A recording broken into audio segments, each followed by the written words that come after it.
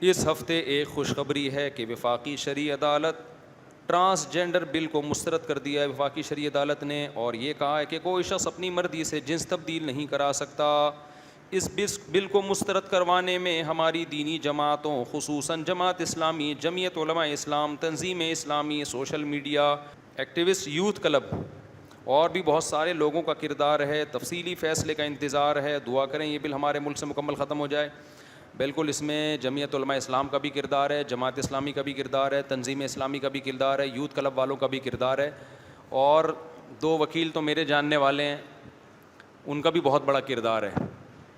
تو جن لوگوں نے بھی اس بل کے خلاف آواز اٹھائی، ہم سب ان سب کا تہہ دل سے شکریہ ادا کرتے ہیں۔ وہ سب ہمارے محسنین ہیں، ہماری نسلوں کو مصیبت اور عذاب سے بچا رہے ہیں۔ وہ یہ جو قانون سازی ہوتی ہے نا، اس کے فوراً سائڈ ایفیکٹ نہیں آتے۔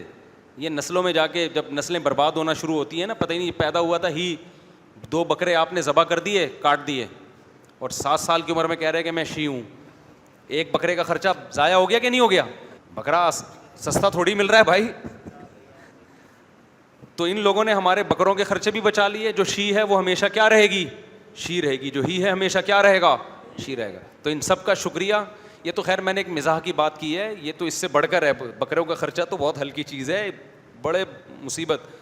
تو اللہ وفاقی شرعی عدالت کو بھی جزائے خیر دے، اور اب جلدی سے سپریم کورٹ اس پہ ایکشن لے، اور یہ ہماری اسمبلیوں سے ہمیشہ کے لیے پاس ہو جائے کہ یہ غیر شرعی، ہم اس کو ایکسیپٹ نہیں کرتے۔